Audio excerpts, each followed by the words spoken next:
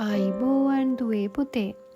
අද අපි කතා කරන්න යන්නේ මිනිසා හා තොරතුරු පාඩම යටතේ අතීතයේ සහ වර්තමානයේ භාවිතා වන sannivedana උපක්‍රම පිළිබඳවයි. අදහස් තොරතුරු ආකල්ප එක් පුද්ගලයෙක්ගෙන් තවත් පුද්ගලයෙක වෙත යැවීම අපි sannivedanaya ලෙස හඳුන්වනවා. sannivedanයේ අංග විදියට යවන්නා මාධ්‍ය ලබන්නා හඳුන්වන්නට පුළුවන්.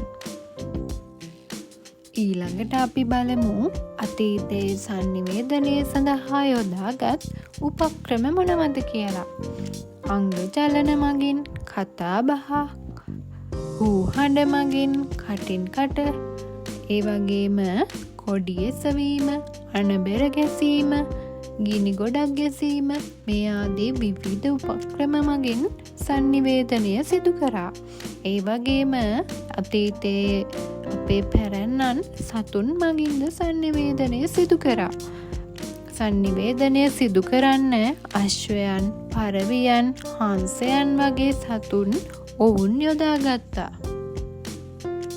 දැන් අපි කතා කරමු වර්තමානයේ මිනිසුන් sannivedanය සඳහා යොදා ගන්නා ක්‍රම මොනවද කියලා.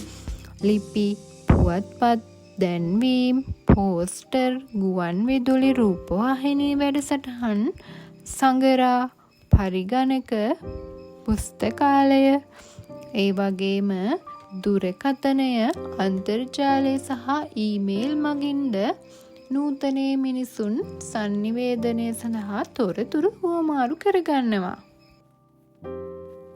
එහෙනම් දුවේ පුතේ අපි අද sannivedanය සිදු කරන උපක්‍රම පිළිබඳව කතා කරා.